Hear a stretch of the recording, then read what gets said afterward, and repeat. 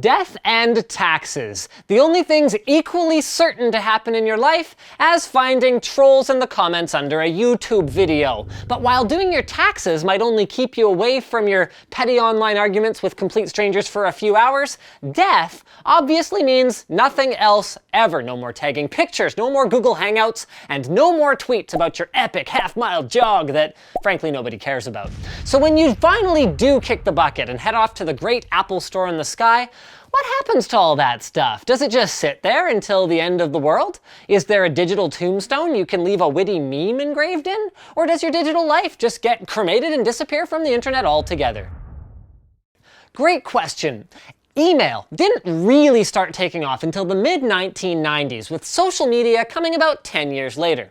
So all of this stuff is still fairly new, with much of it having been designed, or at least primarily used, by the younger crowd. So it hasn't been much of a concern yet. But at some point, the billions of people using these services are going to grow old and die, with dead people eventually having far more accounts than the living, which might sound like a great setup for some sort of zombie takeover of the internet, but that movie hasn't been made yet, so I'll focus instead on what actually happens.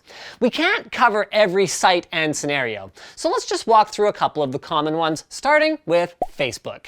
Cleverly, Facebook allows a person's profile to be turned into a memorial page upon receipt of some sort of proof of death from a family member, such as an obituary. Your page will become a place for loved ones to post memories if they so wish, and you can also designate a legacy contact to maintain your page in a limited way. But don't worry, they can't rifle through your embarrassing personal messages. Or, if you're not particularly proud of the random junk you've posted over the years, you can actually tell Facebook to just delete your account entirely when you buy the proverbial Farmville. For folks who are more into twitting, a family member can ask to take down your Twitter page after you pass away in much the same way, but they don't offer the same memorialization service that Facebook does. So all the social media sites are going to differ a little bit. But moving on from social media, you probably also have a treasure trove of old email gems like that offer for Viagra. So what happens to those? Well, some email services like Gmail will allow a user you designate to access your account, while other services like Yahoo don't allow anyone to get into your stash of offers to enlarge your penis and just end up deleting all of it after they receive a death certificate. So, if your plan then is to preserve your digital life for posterity, it's good to set things in order before you make your journey to the great beyond. There actually are websites that have begun popping up that will send your account passwords to people you choose after your death. And if you want to go the legal route, you can likely also express your last wishes regarding all of your internet accounts in a will. Just remember that wills often become public records after you die, so think carefully about whether you want people to know that you used to log into Twitter with the password I like Big Butt 69 before you put your last wishes on paper.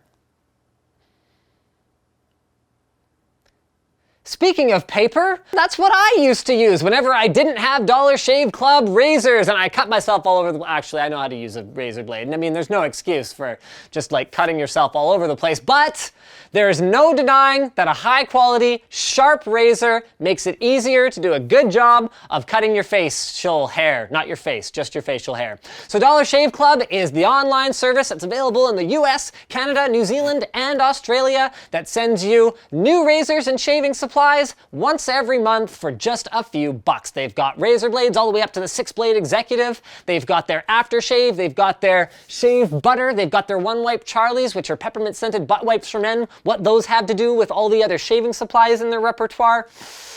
I mean, you can shave your butt, so I guess they're sort of related in that way. The point is, guys, visit dollarshaveclub.com. We've got a link in the video description to learn more and join the club now. Start shaving time and shaving money. I gotta throw that in. So that's pretty much it, guys. Thanks for watching. Like the video if you liked it, dislike it if it sucked, leave a comment for suggestions for future Fast as Possibles, and if you're looking for something to watch right now, I and a bunch of other members of my team recently tried out these candies that make sour things sweet. Much hilarity ensues. Check that out on Channel Superfun now. Or later. Just watch it, though. It's good. People liked it. They pressed that button that tells us they like it.